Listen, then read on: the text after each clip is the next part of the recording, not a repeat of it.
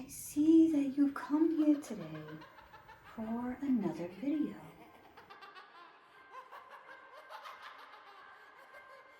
Was I right? Hi, it's me, Crystal the Cottage Witch.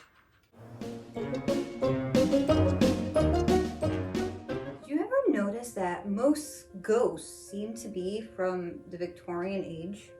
Like the clothes and the style, you know, things like that.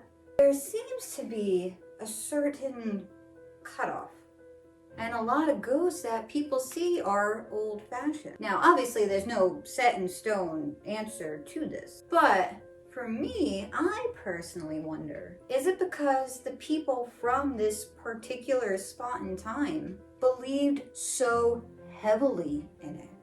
It was the time of spiritualism, of secret and of seance, and channeling and midnight gatherings, all in the dark behind heavy, thick velvet curtains, mediums sitting in giant spirit cabinets, and objects used to communicate with the dead appearing out of thin air. Rapping hands, spirit tambourines, spirit horns, spirit slates, automatic ritum, ectoplasm. Man, I know this sounds weird. And what we now know, the majority of like those types, you know, were faked because people confessed to them, but still. That must have been such a thing to be a part of. Sitting in a dark room, all hands on a table as it's moving around and banging around, spelling out things. A rapping hand floating on its own. A tambourine whizzing by overhead, while a medium is sitting there with ectoplasm coming out and making the shape of a ghost. Like, imagine seeing that? Anyway, today we're going to talk about some of the spiritualists and what each one claimed to be able to do, as well as some weird paranormal events in history. So this is going to be part one. I had so many of like obscure things in history that I don't see as many people talking about that I want to talk about, but if I did all of them in one video, this video would be like 2 hours long. So if at the end of this video all of this interests you, you can look forward to a part 2. And if you're not subscribed, feel free to hit the subscribe button so you won't miss it. And of course, like most times with the videos, everything is time-stamped down below. That way, if you want to skip any of them, or if you wanted to come back to a particular story, you can. That way, if you wanted to look up all the details, because even though I'm going to be discussing a few, I'm going to give the summed up deep dives for all of them. My bun is so tight, I can't wiggle my ears, but I can do this. Can you see it? No, it doesn't show up on camera. I could wiggle my bun because my hair is so tight. Anyway, I'm hoping that you might hear some of these that you haven't heard before. That way it's a bit more interesting, but I did throw in some that most people probably have heard of. Heads up though, my great cousin, the spiritualist, he's not in this video. I would eventually like to dedicate a whole entire video for him because he was such a prominent figure in history with everything that he did with the seance towers and Druid's Dream and everything that he documented in all the cases that he was part of, but I left him out of this video because I feel like if I was to do a video on him, he deserves his own video, especially all the stuff I found in his journals about one day one of his descendants is going to need to read it and to hear it. So anyway, I had so much fun with this one. All right, let's get cozy and creepy. I don't know how long this video is going to be, because I'm not going to go into crazy detail about each scenario, each case, and each story. But at least one of these people, however, even had Houdini stumped. This is me assuming that you guys are all familiar with Houdini, investigating spiritualists and channelers and psychics and mediums. Even had like the secret password with his wife, and he passed away on Halloween. I think that's pretty well known. I was also going to write this a bit more dark and dramatic to fit the spooky season vibe. So I mixed in some dramatic with like some lightheartedness to get to, straight to the point. Speaking of points, let's talk about a famous spirit that was well known for her writing skills. And she was renowned far and wide. Let's talk about first Patience Worth. Now, Patience Worth refers to the 17th century spirit of an English woman who communicated through the Ouija board, and then directly through her medium, Pearl Curran, from 1913 to 1937. Now, she dictated books, plays, and poems, while some, viewed this as genuine, spiritual phenomenon. Others suggested that Patience Worth was a manifestation of Pearl Curran's subconscious, raising questions about whether or not Patience Worth was a real person or a literary construct. So, in the early 1900s, a St. Louis housewife named Pearl Curran claimed to be the voice of a 17th century spirit called Patience Worth. It all started in 1913. When Pearl was trying out a Ouija board, like just for fun with her girlfriends, as you do. But what came through was anything but ordinary. A spirit came through, identifying herself as Patience Worth. And then she began speaking through Pearl. And then afterwards, vocally, she began speaking through Pearl, as if Pearl was channeling Patience. And these weren't just random words either. They were full-on novels, poems, plays, all written in perfect English. Over the next 25 years, Patience dictated over 4 million words. 4 million! 4 million! Pearl was a woman with no formal education, but yet she produced sophisticated and historically accurate writings. Was Patience a real spirit? Was it a buried subconscious genius? Let's get into it. So, like I said, Pearl was a housewife from St. Louis. And, she was just an average woman for that time period. She was born in 1883 and she had no formal education. She never finished high school. And again, no formal training in literature or history. She loved music and poetry though, but she lived a quiet life with her husband, John. But one night in 1913, that all changed. Pearl and one of her girlfriends decided to try out a Ouija board, just for fun.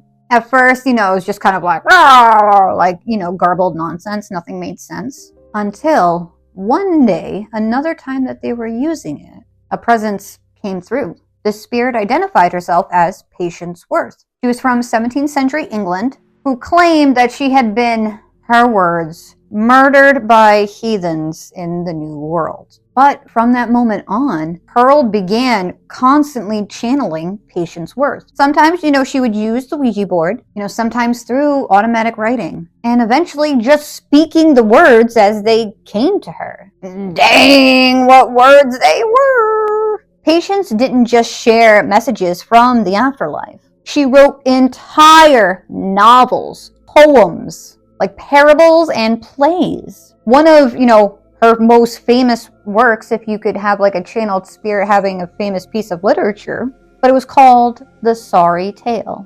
It is a 400,000 word novel, and it was set during the time of Christ. The scholars at that time were absolutely stunned. They were gobsmacked because the way that the novel was written, it was richly detailed, biblical language. Something that Pearl Curran never studied. Yet the style, the vocabulary, the historical context were very, very eerily accurate. And that wasn't all. Patience composed poetry in Old English, full of metaphors and archaic spellings and clever wordplay. For an example, one of her poems was worded, "Am I a broken liar?" Like the instrument, like a lie or a lyre. So, am I a broken liar, who at the master's touch respondeth with a tinkle and a whir?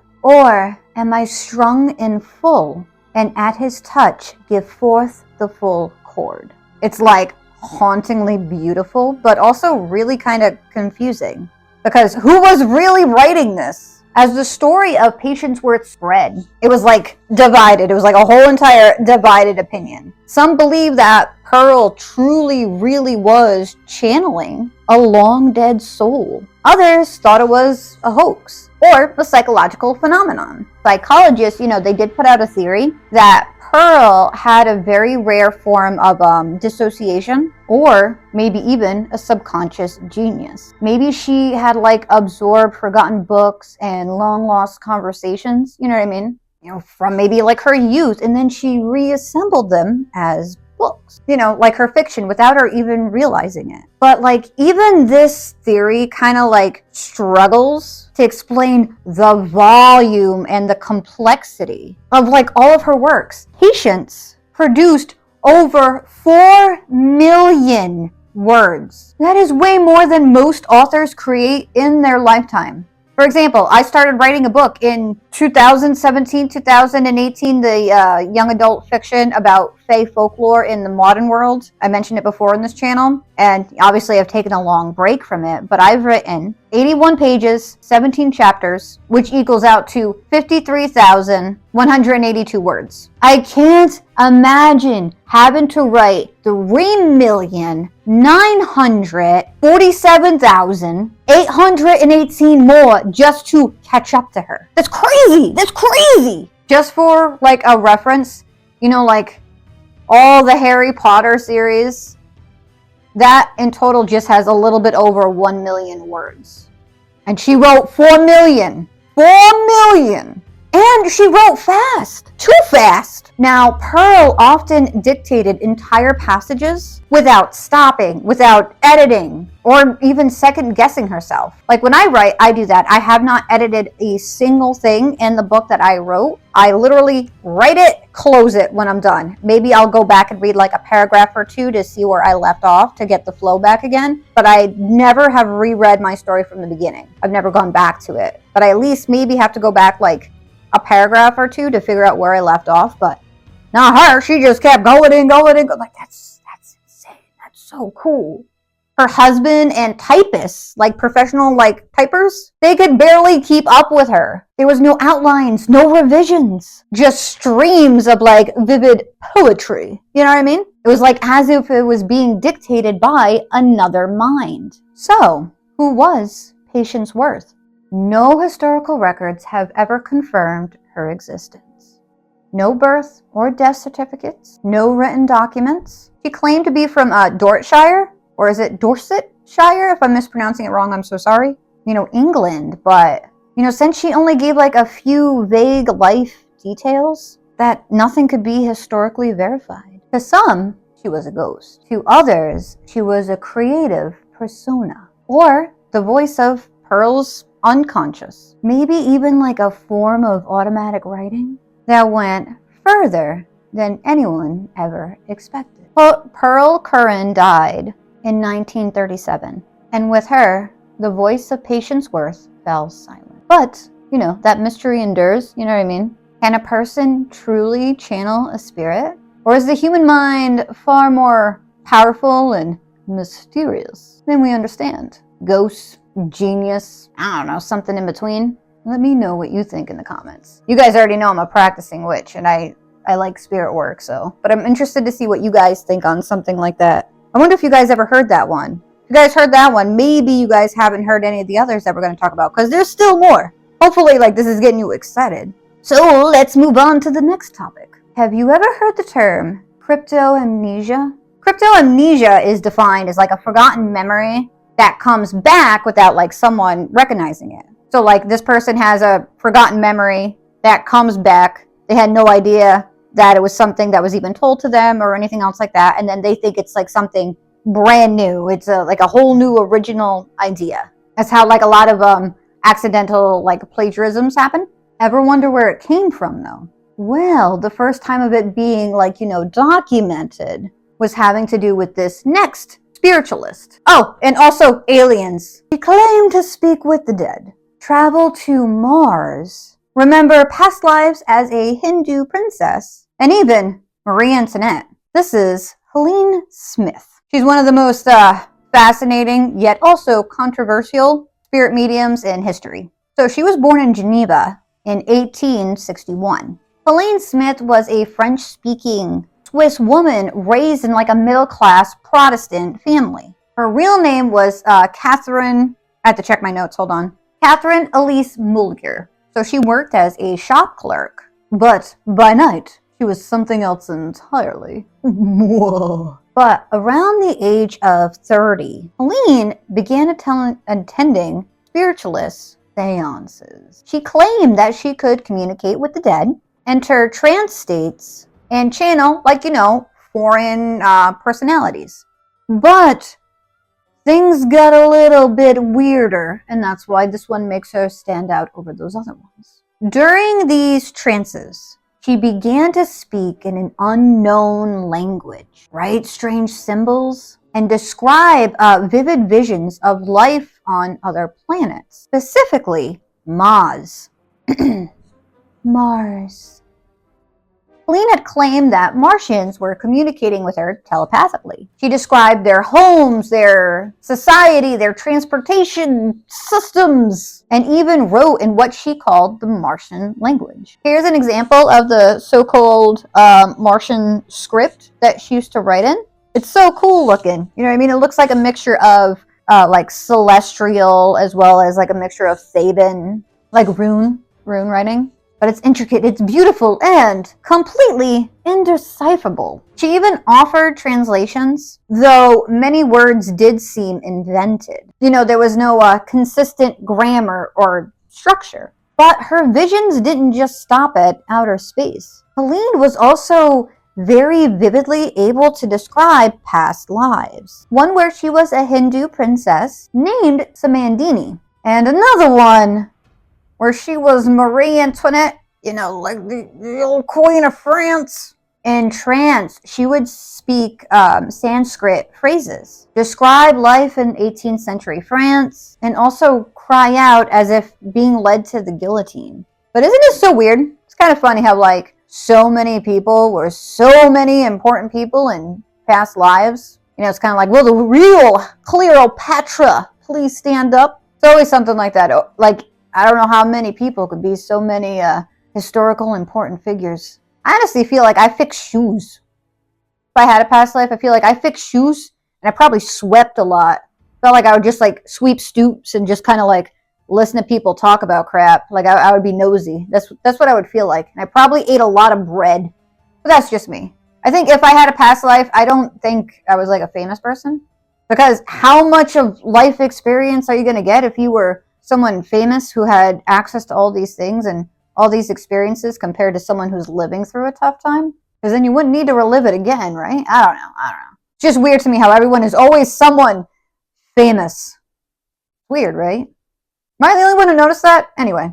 Enter in Theodore Flournoy. That's such a fun, weird word to say. Theodore Flournoy. Theodore Flournoy. Theodore Flournoy. I'm getting way too into it. I'm sorry. I'm trying to be somber for this, but I can't hold this silly willies in. But he was a respected psychology professor at the University of Geneva. So what he ended up doing was he ended up observing Helene's seances for about 5 years. And then he published his findings in like 1900 in a book called From India to the Planet Mars. Now, to be clear, Flournoy, Theodore Flournoy, but Flournoy did not believe that she was a fraud. He thought she was sincere, but that her visions were part of her subconscious mind, you know, shaped by buried memories and imagination and wish fulfillment. Just think like hardcore magical thinking. For example, her Martian language had grammatical structures suspiciously similar to French, and her supposed, Sanskrit words were often incorrect or just made up, which isn't like Sanskrit, like either the oldest or the second oldest language in the whole world, right? Like Sanskrit is the second oldest language in the whole wide world, so like they're able to fact check that, and translate it. So they did, and it was wrong.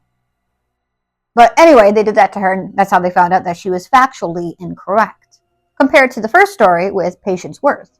Flournoy, Theodore Flournoy, I'm so sorry, but he coined the term cryptoamnesia, where forgotten memories like resurface in like a forgotten form. He did this to explain her past life visions and her alien language. In his view, Helene wasn't lying. She was just dreaming out loud. She believed it was happening, so it was real to her. After Flournoy's book made her famous, Helene broke ties with him and continued on her spiritual work. So she was just all like, "Ciao, Theodore Flournoy, I'm making it big now." So some had called her a gifted visionary. Others called her a psychological case study. To this day, no one knows for sure 100% what was happening with Helen Smith. You know, was she a brilliant storyteller lost in a trance? Was she a bridge between the worlds, earthly and Martian? Or was she just hungry for fame? Whatever, like, the truth is, either way, her case is kind of like one of the strangest ones of that time, because alien communication with spirits were like the first one to pop up was her. You know what I mean? There's been stuff with like Phalians, like if you ever read like the Passport to Mongolia, you guys know I'm like super into the Fae, but if you guys have ever read that, in like spiritualists and mediums and seances and trance, aliens weren't like crazy super common right away. So she was kind of like the first one to be like, right into the forefront. All right, so we discussed women who were channelers and mediums so far, but we can't leave the men out, and this one has quite a story. This is the guy who stumped Houdini. He claimed to levitate, speak with the dead, and move objects without touching them. All in broad daylight with no wires, no tricks, and no charge. This is the story of Daniel Dunglas Home, perhaps the most mysterious medium in history. So Daniel Dunglas Home, not Douglas, Dunglas Home, was born in 1833 in Scotland, and then he moved to the US as a child. From a young age, things started to or seemed, I should say, to follow him. Objects would move, strange sounds echoed in his home. His foster family actually thought he was cursed. By the age of 17, Holmes began hosting seances. Witnesses claimed that they saw tables float, spirit hands appear out of nowhere, and musical instruments play themselves. Makes me think of the famous spirit room. If you're into spiritualists, what was it, the Coon family? Where spirits had dictated to them to build a room for them. Like, you know how, this is a terrible example, but the only one I could think of, how Noah was dictated on how to build the ark. The spirits dictated the Coons family on how to build a room with certain dimensions so they would be able to communicate with them. And that family also never charged for any of their seances and so on and so forth too. But it makes me think of that, with all the musical instruments and never charging. Anyway, unlike most mediums of his time, Home never charged money for his seances, for his appearance, nothing. He never charged anything that had to do with him going somewhere. This helped earn him credibility as well as fame, but he's still not really making a dime off of it. You know what I mean? You could charge for your appearance and not charge for the service that you're doing. You wouldn't charge for anything. Holmes' seances became legendary. He performed for dukes, tsars, popes, and even Napoleon, the third of France. But his most famous claim was levitation. So, in 1868, in London, 3 eyewitnesses, including Lord Adair, claimed that Holmes floated out of a 3rd-story window and then back in through another one. They swore that there were no wires, no support, but it all happened in candlelight. One of them even leaned out the window and saw Holmes hovering in the air. He also allegedly produced ghost hands that touched ghosts. He produced ghostly hands that touched guests, not ghosts. Ghosts, well, ghosts can touch each other. They could touch whoever. You know what I meant to say. Ghostly hands that would touch guests.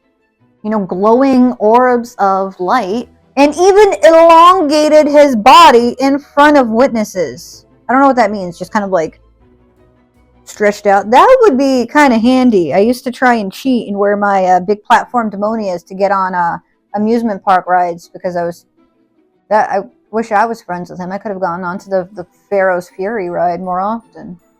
But anyway, all of this, it wasn't just hearsay. Scientists and aristocrats also documented all of these events. But still, the mystery remains. Despite the drama and the devotion, Holmes wasn't free from skepticism. Magicians and scientists tried to debunk his abilities, but many walked away baffled. Physicist Sir William Crookes, he's known for discovering thallium and helping pioneer vacuum tubes. He investigated Holmes under controlled conditions and reported, "I have seen hands move, objects fly, and felt touches, all impossible to explain by trickery," end quote. But, skeptics argued otherwise. Some claim that Holmes used the classic magician sleight of hand, used hidden accomplices, hidden assistants, or manipulated gaslighting and shadows. Famous illusionist Harry Houdini believed that all mediums were frauds. And although he was never able to expose Holmes directly, he was deeply suspicious of any medium, claiming physical phenomenon. Yet no one ever caught Holmes in the act. And remember, he never charged a penny. Daniel Dunglas Home died in 1886 at the age of 53. To this day, no one has been able to definitely explain how he did what he did, or whether he faked it all. He remains one of the only Victorian mediums never publicly exposed as a fraud. Was he the real deal? A master illusionist? Or simply the right man in the right time when belief in mystery filled the room? Even today, paranormal researchers, historians, and magicians debate his case. One thing's for sure, though. Whatever the truth, Daniel Dunglas Home, I keep wanting to say Holmes because of Sherlock Holmes, captivated the world, and still kind of does. All right, let's kind of dive into something a little bit more supernatural, but something that is totally up my alley. If you've been watching me for a while, you know that I do work with the Fae, and I love folklore. This next person that we're going to talk about combines both of these. Let's talk about Anne Jefferies. In 1645, a teenager, aka a young girl in rural England, claimed that she was visited, not by angels, not by demons, or by ghosts, but by fairies. Anne Jefferies was born around 1626 in St. Teith, Cornwall. If I mispronounce these at any time, I am so sorry. Please feel free to correct me in the comments. But it was a quiet village in the English countryside. She was poor and considered uneducated, and she worked as a servant for the Pitt family. It was like a local gentry household. But Anne was no ordinary girl. According to later accounts, she was drawn to the tale of the fairies and the unseen world. She would walk the woods alone, calling out for them. And one day, they answered. One afternoon, while sitting in the garden, Anne suddenly cried out and collapsed. Witnesses say that she fell into a strange trance, with her eyes wide open and her body rigid. I don't know why I tucked my chin in like that. What would be rigid? Rigid would be like... Imagine that, though, for hours with your eyes open and your body just rigid. Whew. But she remained unconscious for hours. When she finally awoke, she had claimed that she had been visited by 6 fairies. She quoted them as beautiful people in green, who surrounded her in glowing light and played enchanting music. Anne said that the fairies took her to a, quote, place of brightness, gave her food that made her feel weightless, and blessed her with powers. After this encounter, Anne was no longer just a servant girl. She claimed to have healing abilities, be able to see into the future, and even to disappear at will, just like... Imagine that. That would be kind of fun, though, I'm not gonna lie.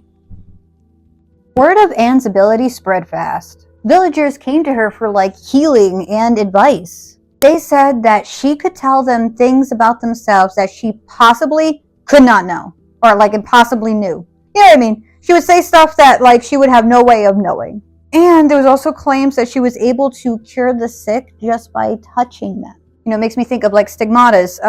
My state, Rhode Island, has the first stigmata. It's a beautiful church and a beautiful story. I've been to her grave. It's believed if you touch her grave, you would get healing powers. But regardless, not everyone was impressed. England during that time was in the midst of civil war and religious upheaval. The Puritans in particular viewed magic, even fairy magic, as dangerous, and was arrested and imprisoned under the suspicion of witchcraft. She was never formally tried or executed, but she spent months in confinement, without food according to some sources, yet somehow survived, and claimed that the fairies were able to visit her in prison, bringing her food and keeping her alive. And Jefferies eventually married and lived quietly in Cornwall. But her story didn't fade. Years later, her tale was documented by Moses Pitt, the very boy she once cared for as a servant, back when she was a servant girl. Pitt's account was published like decades after, like after everything happened, and it became one of the most detailed fairy encountered stories in English folklore. Was Anne Jefferies delusional, seeking attention, or truly touched by the fairy realm? Was it illness, trauma, or something else entirely?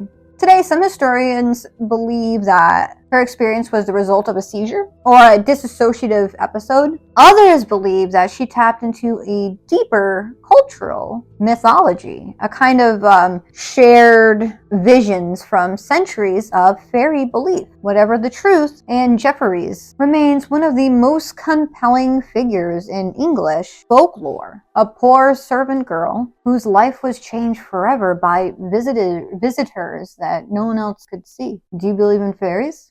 I know I do. Now I want to give a disclaimer that this next story is very dark. It is quite dark.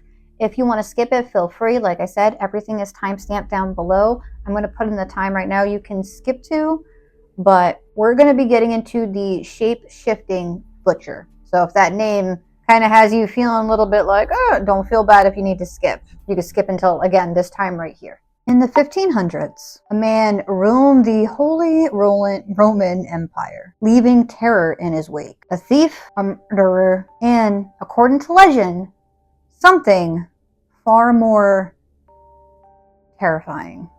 This is the story of Peter Nier, a baneful magician, and a shapeshifter. According to legend, Peter Nier was a bandit and a mercenary active in the late 1500s, mainly what is now like southwestern Germany. He became like part of like a large network of like highwaymen, traveling from village to village, robbing, extorting, and a lot more worse other stuff. But Peter Nier wasn't just a terrible criminal. He quickly became infamous for the sheer brutality of his crimes and the strange supernatural rumors that followed him. He was accused of over 500 murders, including, this part is really dark, but including the ritualistic sacrifice of pregnant women to extract unborn fetuses for use in his, quote, dark occult magic. Piece of right here, I'll tell you what right now. According to the confessions, many extracted under torture, Peter Nier was a self-proclaimed dark magician and occultist who had made a pact with who he claimed to be the devil. He was taught the dark arts by another infamous serial killer, Martin Steyer, and was to carry the remains of fetuses with him to fuel his powers.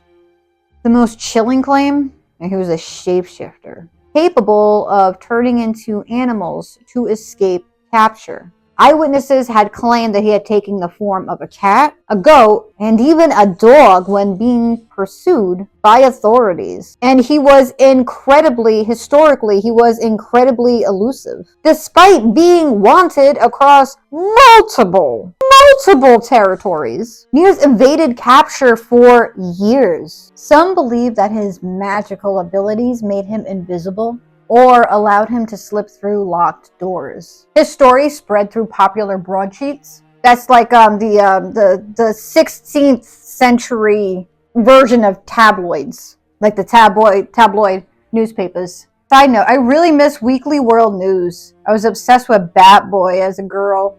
Like when I was little. You guys remember Bat Boy? I hope some of you guys do. I was obsessed with Bat Boy and Weekly World News. That was the gateway. Anyway, these stories blended both the fact of the terrible things that he did and him not being able to be captured, as well as the folklore aspect of it, turning him into not only just a regular monster that he was, but a monster of like mythic proportions. You know what I mean? In 1581, Niers was finally captured, and he was captured in Neumarkt. Ironically, it had happened when he was taking a bath, without his bag of magical items around him or on his person. His captors believed that without his fetish bundle, he was just a man. And then, like, what followed after that was one of the most brutal executions in early modern Europe. For 3 days, Niers was tortured publicly. On day 1, his flesh, like his skin, was torn with hot pincers. On day 2, he was broken on the wheel. Where's the wheel go this way? Because I know they bend you each way on the wheel. And then on the 3rd day, he was finally quartered alive. He was executed not just as a criminal, but as a sorcerer, as an occultist, to be a warning to others. His body parts were displayed along the roads to strike fear in anyone that, might want to try to follow in his footsteps. So, who is Peter Niers really? Historians agree that he was a violent outlaw and obviously a serial killer. But many of the supernatural claims, shape-shifting, devil pact, magic fetus, I can't even say that without feeling sick.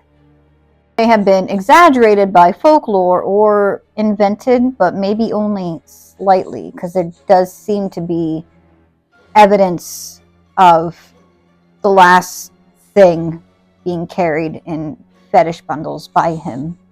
In 16th century Europe, fear of witches and dark magic was very widespread. Crimes were often interpreted through a supernatural lens, especially when they were so brutal and explicit. Peter Niers became the perfect villain. Real enough to fear, mythical enough to demonize. Was he truly a shapeshifter?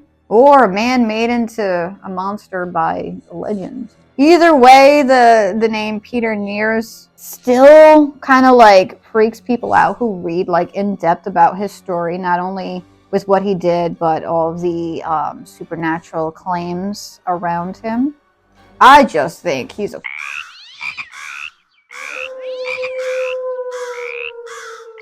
But that's just me. We're going to talk about one more, and that is the most famous case of reincarnation. Well, famous for its time. We're going to talk about Shanti Devi, or Devi. Again, I'm so sorry if I mispronounce these. What if your life just wasn't like your own story, but a memory? In the 1930s in India, a girl named Shanti Devi shocked the world by recalling details from a life that she never lived, or so it seemed. Shanti Devi was born in Delhi in 1926. When she was just 4 years old, she began telling her parents something absolutely incredible. She claimed that she remembered living a past life in a town called Mathura, over 150 miles away.